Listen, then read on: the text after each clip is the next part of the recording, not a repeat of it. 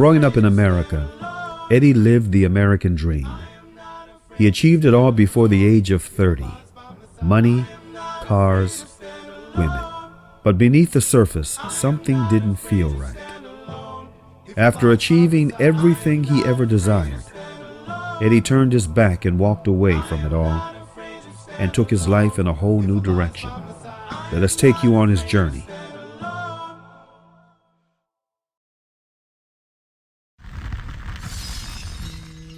Eddie was born in Buffalo, New York, to parents who had immigrated from Yugoslavia in the early 1970s. Soon after Eddie's birth, Eddie's father decided to move to Chicago in search of a better job. My wife, she was working. I was working. I was working also nighttime. During the day, on the weekend, usually his father comes late from that kind of a work. Kid was many times left on his own. There was some vacuum there, and he just filled it up with undesirable friends and with undesirable things. I used to also took him to nightclub where I sing, or playing pool or during the daytime when I'm free. That time I don't know really how to raise a child. We were more consumed with what normal kids are consumed with, just having a good time. Really just playing video games, getting out there on the streets and trying to find something exciting, an adrenaline rush. Growing up as a youth, I had a lot of, we had a lot of maybe confusion. From his early years, Eddie always found himself in trouble. I wasn't the oldest one of the bunch, but I was willing always to go a step further. I would sometimes go and defend those who I thought to be really my brothers and those who are close to me. I was the one to step up and make sure that nobody was going to mess with my brothers, my friends. I remember one time, and they catch him and some other his friend, and he was a kind of leader. Growing up, he was, I would say in his early years, was, not too far from trouble. But he was always at the same time like a concerning brother, even though he was involved in a lot of trouble. He still would make sure that, me being younger would not, make those same mistakes he made. Usually children form by their 15th year, and once it's a little bit harder to form them later. So during those 15 years, definitely there was some lack of proper upbringing. Children are like a garden. You water the garden, you weed the garden, regularly, and you miss it 1 week, and the garden is overtaken by the weeds. In a society that demanded both parents to work, children would be the ones most affected. Kids sometimes need more attention if they don't get it at home, because the parents are busy working, and I know his parents were working a lot, and then he seems to me he needed more time to be spent with him by his parents. Society taught Eddie to hone a tough idea of manhood. In elementary school, you would get in fights and you have one group of kids fighting the other group of kids. So now you pick up on this, and that's that like street mentality. There was not knowing the truth, There was just believing whatever he sees on TV or reads in the papers.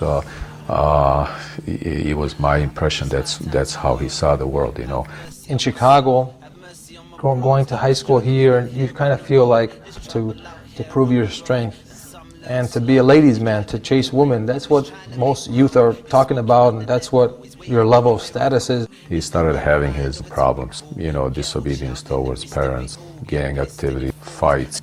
He was, kind of disturbed.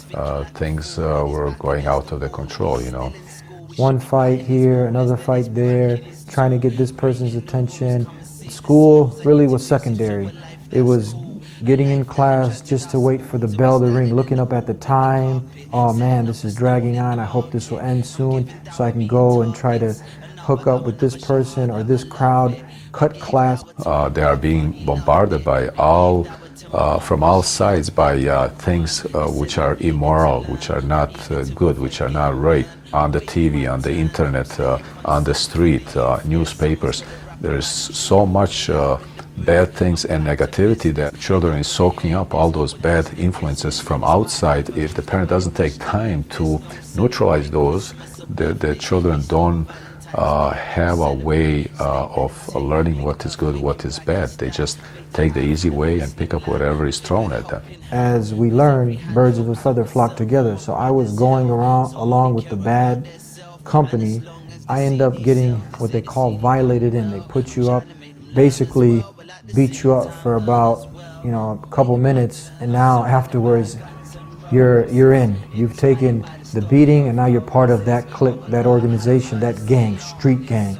The false sense of independence brainwashed Eddie into living a rough and tough gang life. Because the whole gang thing, the whole perception here is that this is now my family. And now I felt like I belonged to something. I belonged to this group. I belonged to what I thought now was my family, which I had my family at home who really cared about me, and they wanted what's best for me. Not with these people. They didn't care about me. Misery loves company. So I'm going through life, running away from home, and my mother, she was going out of her mind trying to find me, and she drove up one time into the school where we would hang out, and we're in this little courtyard, and she drives up. This is the only place where like the police would drive up, but she drove up in here, and we thought it was the police. So now I'm running from the police, I'm running from my parents, I'm running here, running there, I'm running everywhere, but mainly I'm running the wrong way. Gang life took hold of Eddie and forced him to travel a negative and destructive path. Going from one high school to the next, I had to leave that Lincoln Park because it was an opposing gang. So now, if they find out that I'm in this gang, I mean, that's the whole school is associated with that gang. So I got to get out of that school. Now, I end up getting transferred to another school. And I remember one time when I was in the cafeteria, and this gangbanger of the opposite gang, he came and he threw down my gang sign. So that was the wrong thing to do. And then this is something silly that you're ready to kill the person over some stupid hand gesture. So he does that, and I throw his down. He ends up pulling a knife. I end up pulling some mace. I spray him. And from there, all the different security guards came at the school. We get taken in to the disciplinary office, and I'm expelled. Finally, I started figuring out that these people didn't care about me. These gangbangers, when you're sitting in a jail cell and they catch you for some kind of stupid crime, some of these people, the police show you who the head guys are, and they've been arrested for murder and all sorts of drug trafficking. These are the higher ones that are basically pimping the young guys. I said, I'm sitting in a jail cell, and where are they at? Nobody's coming to get me. They don't care about me. And am I going to end up with a mugshot like this? And am I going to end up tomorrow killing somebody? Because that's what it's heading to. I'm either going to get killed, or I'm going to kill somebody. I'm going to end up in jail, destroy my life. I have a good family. It's not worth it. I ended up going to Germany. I thought this would be a good break. He disappeared, he took off.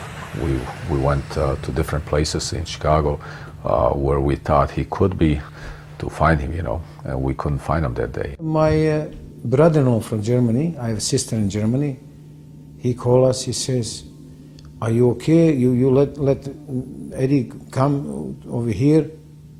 He says, no. After spending time in Germany, Eddie realized his life was not leading anywhere. He finally returned to Chicago, only this time it was not to the gangs. Big cash money was on Eddie's mind. How to make money. So the direction I'm getting from is from movies, from actors, from the gangsters on the big screen, and I can relate to them. Everyone needs a role model, and I thought that the rappers, the musicians, the actors, I'm starting to see other people imitate them, so I feel, you know what, I can portray this role quite well. He gradually worked his way up in the club industry, but money or not, it still brought trouble. One night, policeman called me from the station. Say, you Eddie's father? Yes.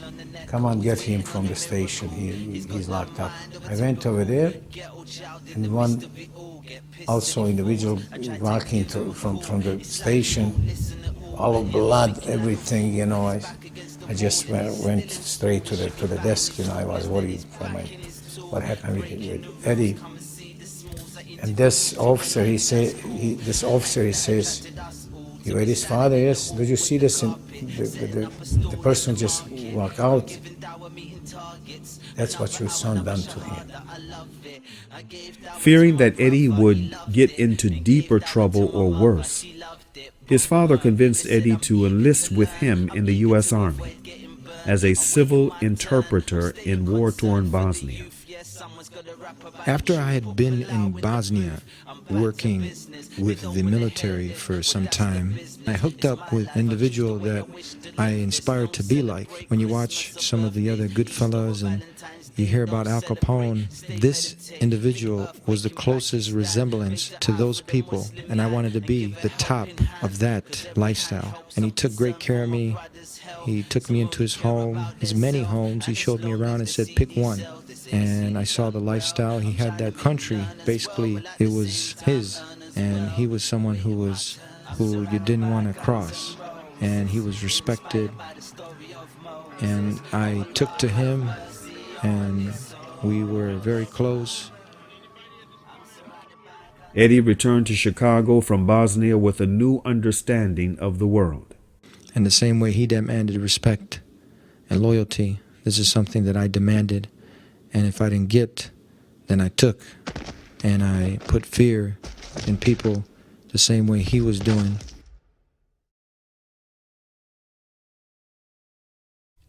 Influenced by his father's work in the club industry, Eddie naturally began to seek out that path. We worked for one of the largest promoters in Chicago. Eddie worked for him, and I worked for him as well. Eddie was one of the guys, one of the enforcers. He used to run around, basically just beat up people. That was really Eddie's nature and his essence. Eddie was also a ladies' man. Eddie brought in a lot of the ladies. At any given moment, he could have 7 to 8 women that are running around the club looking for him. While all of this was happening, Eddie, who loved to fight, found a new form of release in Brazilian Jiu-Jitsu. I had did some boxing as a teen, and from there I had tried different martial arts.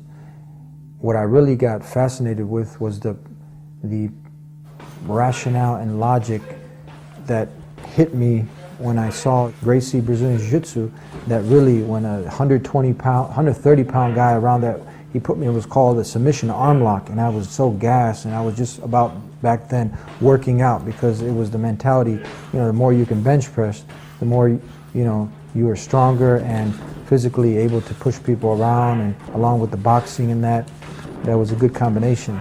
But once Jiu-Jitsu, that took hold, this was something that was really captivating, and I just took it to a whole nother level. There's 24 hours in the day, but it seemed like for 25 hours he was training. He was researching, training, sparring, just, was in love with it. Jiu-Jitsu, changed him, And I saw that it wasn't always about brute strength, that there was a different way to approach it, and that was a totally different experience. The Jiu-Jitsu, I really started to get involved in this because it fascinated me. It was practical, it worked. I started to train in the Jiu-Jitsu. I became the person who was out here, the instructor. I became his top student. But Jiu-Jitsu wasn't enough to keep Eddie away from the cooler lifestyle. Worldly side, someone looking in, you've got it made, but there's something missing inside. 1 minute happy because there's some pleasure that happens in my life. Maybe I make some money, maybe I hook up with a certain young lady. Really just, again, marking time. I know Eddie's presence was very significant in the club. Everybody knew Eddie. From the outside, people looking in said, hey, this is the man. When he was dating one of the hottest girls in the city, he decided to get a Harley, a chopper, 430, a nice new Mercedes. Oh, he's got the nice car. He's got the people who are flocking to be around him. They want to be on that guest list. You're living a dream, but at the end, when you go through this cycle again, it's more corruption. You're around people who are just cutthroat, dirty business people, liars, and I had learned better values for my family. As the cool became common, Eddie began to have a new sense of life. We were about 6 months into owning this nightclub together. We were probably drinking 6 nights a week because we were at the bar all the time. So as training went down, the amount of women went up. And Eddie, I think to this day, may look at it God's way of kind of saying, yeah, you're having fun, but this isn't the way you're supposed to be having fun. All the power he possessed still made him feel helpless. Eddie once beat up his best friend who tried to steal Eddie's girlfriend. I don't think he felt any better about himself. His ego may have felt better, but his inner soul didn't feel better. His inner soul was broken at that moment. He started to realize that as strong as he is and as intimidating as he is as an individual, it really didn't matter. There was no peace. The overall entertainment around me, it had me hypnotized until situations got heated, like a big fight we had. One of the guys, a few of them really got hurt. One guy almost died. And next thing you know, at 3 in the morning, the following night, I'm getting knocked on the door. The detectives are there, and I'm in the bullpen and in the county jail, and I'm praying earnestly, oh God, help me, oh God, help me, get me out of here. I don't want to be in jail, everything, let me just get out and kiss the ground. Nobody wants to be there. The glamorous life Eddie had been living felt shallow and empty. There was no peace of mind. Initially when we met, Eddie seemed pretty perfect. The perfect lifestyle, all the women, all the cars, tough guy, he can do anything he wants to do, runs around with his head up. But as I got to know him, it seemed flawed. There was things missing. His physical being was great for his ego, but it left him empty. I kept it always real. I said, if I do make $1 million, I'll be the same guy. I might have a bigger house, maybe a nicer car, but what then? Right near the end, there was just a void. And I started to look at some of the celebrities' lives, and I would go through talking to some of these people, and man, these people are more depressed than the average Joe. Feeling lost, Eddie started searching for answers. I sincerely wanted to know what was my purpose in life. It didn't take long before Eddie was reminded of death. One time, from coming after an after party, we had like maybe a half a dozen of us stuck in an elevator. And I started to think about that moment when we were stuck in the elevator. Everybody's just cramped together. And I was like, wow, this is scary. The incident shook Eddie up. This was the reality. It was death, and it scared me because I knew that one day I would be in the grave. I would be in the grave. There is no ands, if, buts. No one can differ about this. We can all agree we are going to die. And the entertainment around us is just having us not reflect over this. I started to read books. I was like a sponge. I just kept taking in. Everything I took in, it just required effort. It required sincerity, wanting it first, because if you're not in the market, then that's a different story. It doesn't matter what comes to you, you're not going to be interested. But I was in the market, and I was sincere. And who better to tell me than the one who created me? This life is a test, it's short, and we have to be in a constant state of self-development to develop ourselves to be the best human beings. And I couldn't do it on my own whims and desires, so I started to familiarize myself. I started to look into different religions because I wanted to see, hold on, what about all the religions out there? There's a lot of them. So let me see now, let me have an open mind, let me be non-biased and look into the different ways that are claiming that they're the truth. I was in Brazil. I was maybe a week from coming home, and I was talking to my brother on the phone. And then he asked me a question on Islam, like, did you read this book? He wanted to make sure himself and inside his heart that that was the truth. The more I looked into it, the more I saw that Islam didn't promote terrorism, that Islam didn't oppress women, that Islam was free from all these lies that were just people backbiting the same way they backbite out there against individuals. They were basically talking out of ignorance, not knowing, and then I felt compelled to talk with people. When my brother first started to learn Islam, he was so enthusiastic. Eddie has always been stubborn, believing that his way was the right way. And so I think by him embracing that and understanding it, and by arming himself with all the knowledge he can, he became a very lethal individual in his aspect of his religion. He did in the beginning in the weight room talking really loud and things like that. But we shortly found out after people can be offended, people can have the wrong impression. He started to talk a lot more about religion. More barriers came up because I don't think I was there where he was at that moment in time. There were so many things he was struggling with. He was struggling with religion, trying to change his ways, not drinking anymore. Even after I learned I can't change people's hearts, at least I can share this message and try to clear the negative stereotypes. People actually started talking behind his back. Look at him, he's starting to be a good guy. It was not as easy as Eddie thought it would be.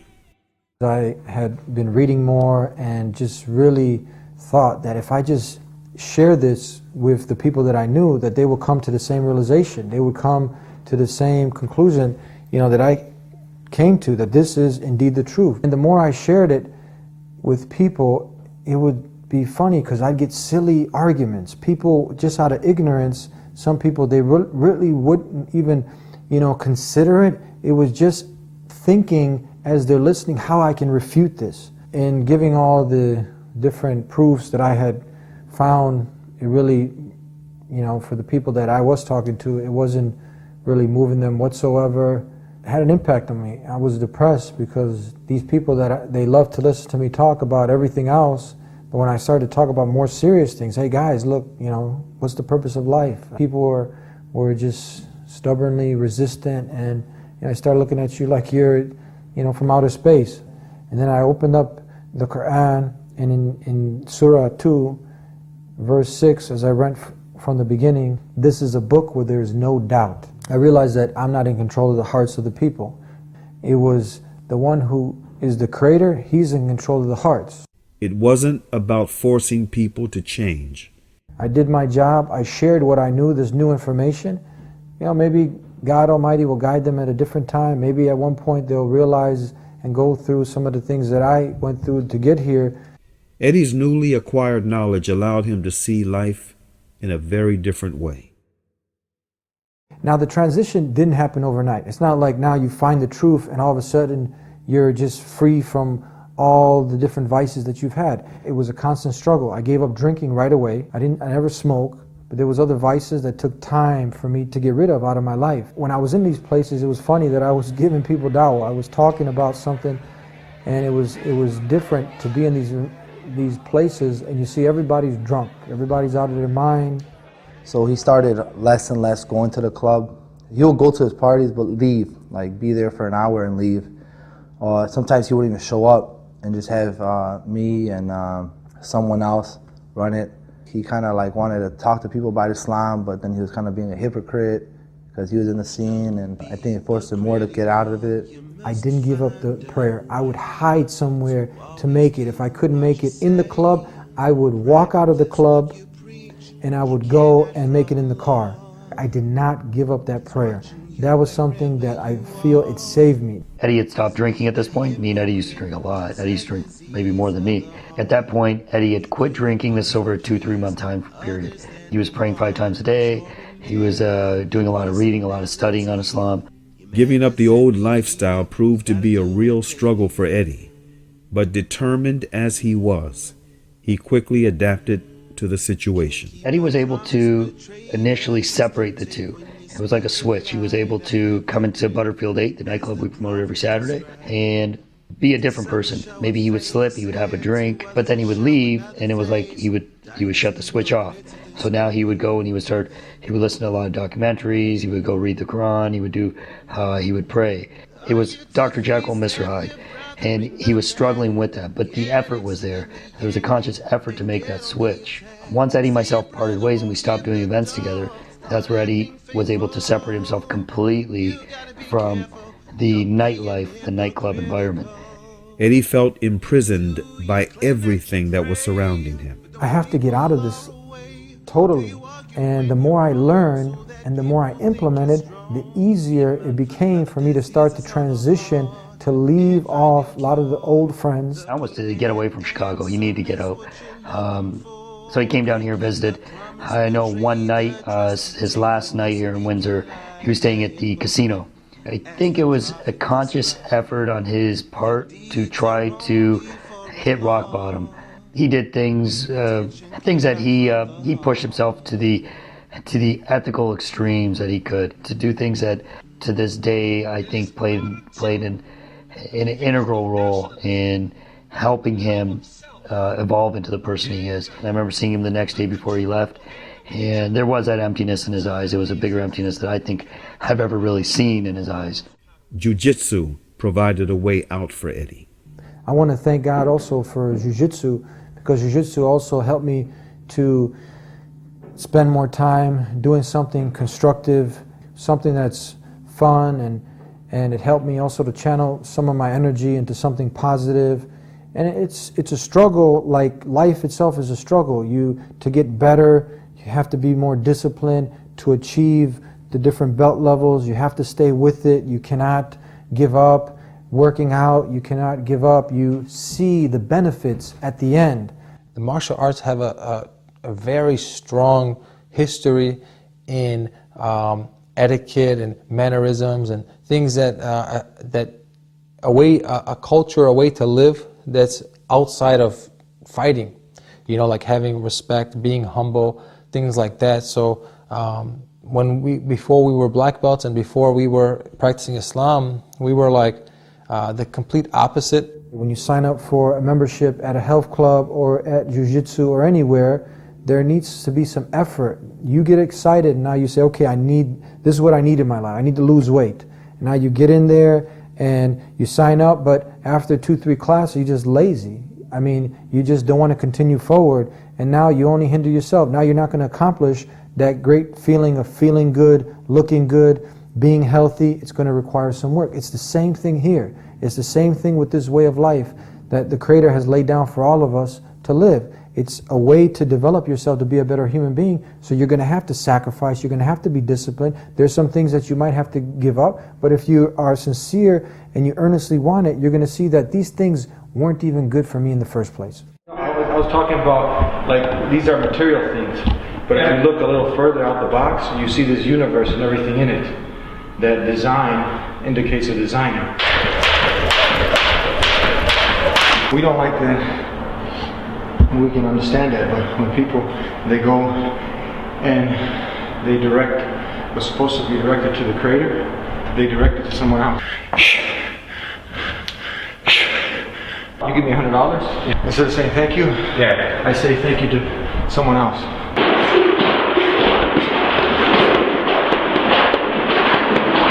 So it should be directed to the one who's given you the eyes, the ears, your life.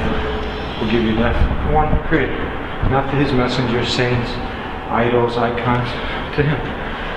Yeah. But of course, if he trained me, I should say thank you. Thank you. Muslim, I came from the streets to Islam. The ghetto, now when you see your brother, give a palm. Embrace with a hug and greet me with salam. Salamu alaikum. I'm a Muslim, I came from the streets to Islam. The ghetto, now when you see your brother, give a palm. Embrace with a hug and greet with salam. Salamu alaikum. Certain things I did on road, I hope I never have to look back. The cook crack, the soul through a good rap. The life controlled in my hand as a hood rat. My long shank on my waist, yeah, I would slash. My first strap had my adversary shook back. My first whip, big rims when I pushed that. My first time locked in pen, it would never end. They would release me a roll with fiends thrashing off my pain. Then I end up back again.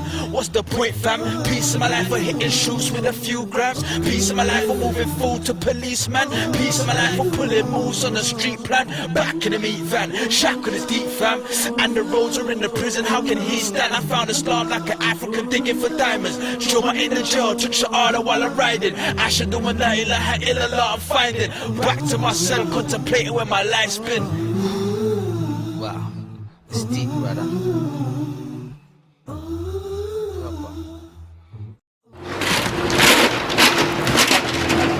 Going to a high school to talk to some faculty there and to some students.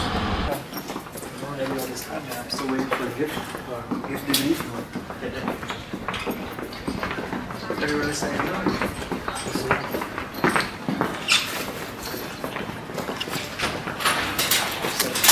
I get very excited to talk to the non-Muslims, our brothers in humanity. You have three types of brothers. You have your blood brothers, then you have those brothers in humanity. When you hear Islam, and you hear something blowing up, you right away attribute, a lot of times people attribute that, oh, this is another Muslim, and now it's another event that's attributed to Islam. So Islam, peace, acquired by submitting your will to the will of the Creator. So you'll be getting, God willing, some of these DVDs, which I have some of the guests that come on, scholars, they come on the show, and we help tackle many of the subjects that are on the minds of the people. Thank you for coming. Kevin. Nice to meet you. Are you in the city? Yeah, I do live in the city.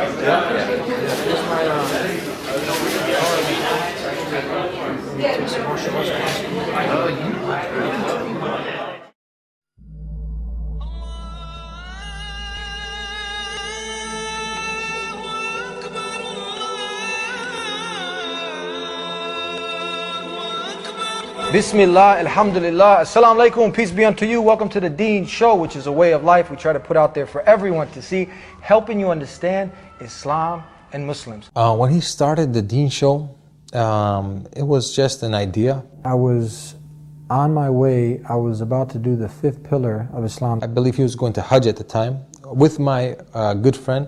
So they wanted to make sure that they did all the Hajj requirements, you know, that they fulfilled their Hajj. And there was a lot of different technical things that I had to remember, the ins and outs, what I couldn't do, could do. So they decided to ask an Islamic scholar random questions and tape it. And we wanted to make it more interactive, where it wasn't just a person giving a lecture, it was someone that we can interact with and make it fun. And we did that, and from there it turned out great. And then it spun off to another topic, to another topic.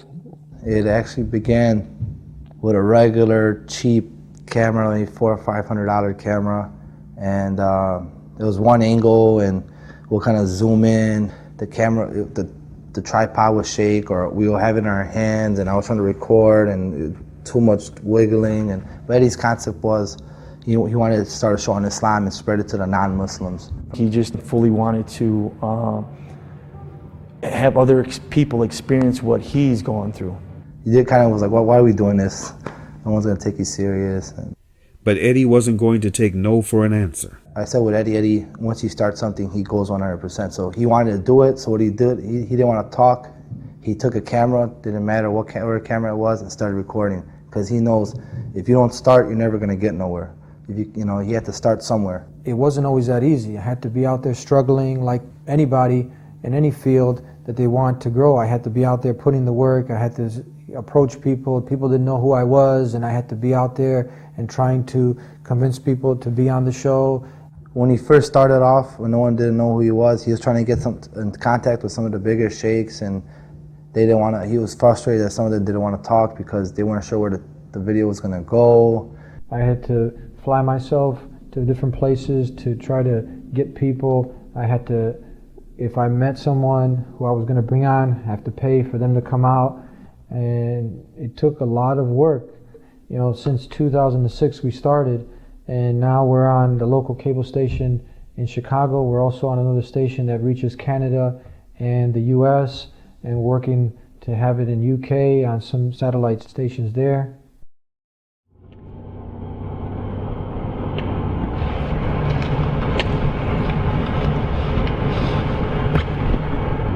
You working out? Okay, just want to make sure you're ready for filming tonight. Yeah. So, God willing, inshallah, I'm going to pick up the shit, and then we're going to go back to the studio and film some shows, inshallah. How do you choose your guests? Allah chooses the guests, I just pick them up, brother.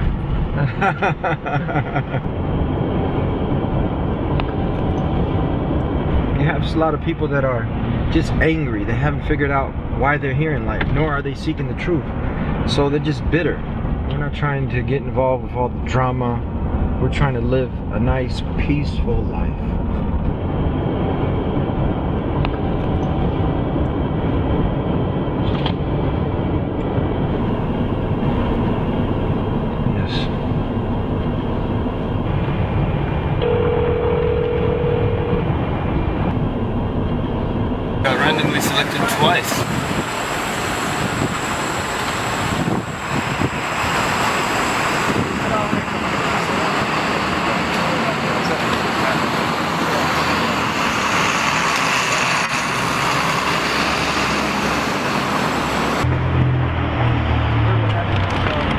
we wanted to talk about music a little bit because it's going to come along. So the other one, where's the other one? If he's hanging out on the horns.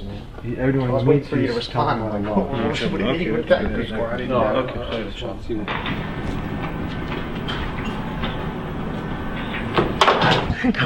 Third one is there. Here, no break, straight through. 5 minutes, 3 minutes, 1 minute. You'll see the 5 minutes, 3 minutes on the prompter. Okay. You'll see it's red once you start recording. There's also a guy out here that would tell.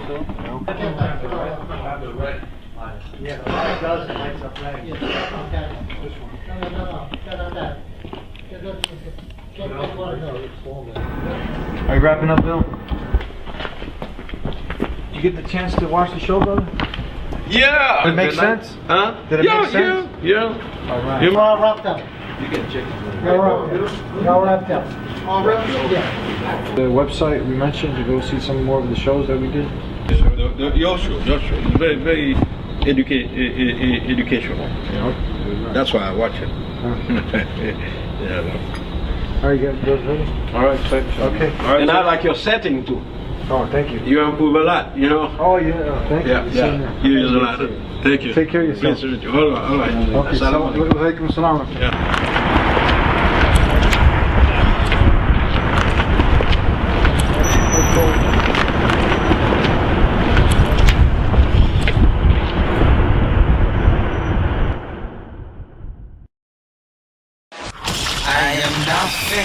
He's really passionate about what he does, so he's got a 1,000 ideas, you know. So he's taking things, bits and pieces. Every now and then I'll try to put something in his ear, but he's taking this thing by the horns and is writing it out. That first episode of that show aired, I think that's when you saw the full formation come into home.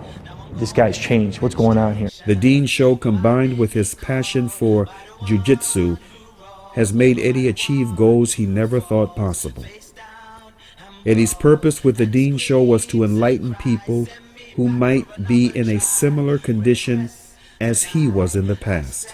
It is good for him to make up for all those times that he missed doing what is right. So, you know, and he probably realizes that. That's why he's working extra hard, you know. So. Eddie continues his struggle to help people find a way that has been lost to them. For he himself is an example of redemption. He is living proof that if one puts his or her mind to it, they can achieve anything. If you want to do it and you have a willpower, you can do it. And if you have some support and some guidance, it is possible. Being part of the biggest family of martial arts with over a few hundred students, having a family, having 3 kids right now, and the Dean Show, man, it's a lot of work. He's a machine, you know. If someone who knew Eddie in his youth, they would maybe predict that he'd be dead, or he'd be in jail, or he'd be definitely in the negative side of life, you know. But to see someone change, to see that their whole their character changes, to see their these you know, countless changes, positive changes in their life, it's a sign of God. Allah give us Jannah, Allah give us Jannah. Give Jannah to my mother, give Jannah to my father, give Jannah to my sister, give Jannah to my brother. Allah take us higher, Allah take us higher. Allah save us from the fire, Allah save us from the fire. Have mercy on us, have mercy on us, have mercy on us, have mercy on us, on Judgment Day. I bow down, supplicate the world to the best. I need help trying to pass this test. It's hard. I'm standing, I'm waiting in line like the rest until it's my turn to face death. Oh well, Lord, I might be next. This could be my last breath. That's why I take precautions with every single step. I ain't got the time to hang around like the rest. I ain't got time for no gang bandana around the neck. When it rains, I get wet. When it snows, I feel the cold. When it's my time to go, I ain't special, I'ma go. I expect them to know after what they've been told what you're trying to achieve, bro. From that life on the road. It's time.